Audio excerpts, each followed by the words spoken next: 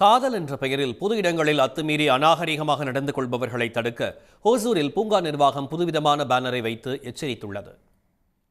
ஒரு காலத்தில் புனிதமாக பார்க்கப்பட்ட காதல் இன்றைய காலத்தில் பொது இடங்களில் எல்லை மீறும் 2K கிட்ஸுகளால் காதல் என்றாலே முகம் சுளிக்க நேரிடுகிறது.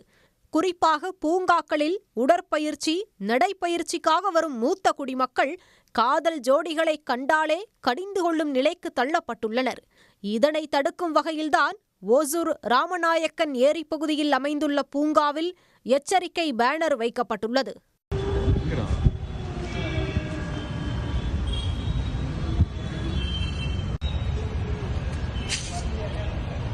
கல்யாணம் ஆகாவிட்டால் அனுமதி இல்லை என்ற இந்த பேனருக்கு பரவலாக எதிர்ப்பு எழுந்துள்ளது. ஆனால் பூங்காவுக்கு தினமும் வருபவர்களோ இதை ஆதரிக்கத்தான் செய்கிறார்கள்.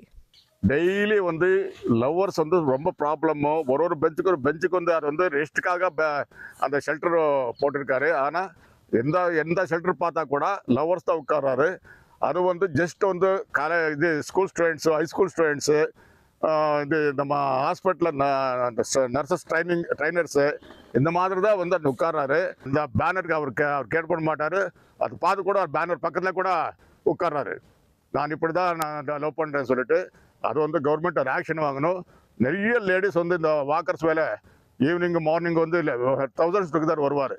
அது சண்டே சுமார் எனக்கு தெரிஞ்ச மாதிரி ஒரு 50 to 60 லவர்ஸ் உட்கார்றாரு.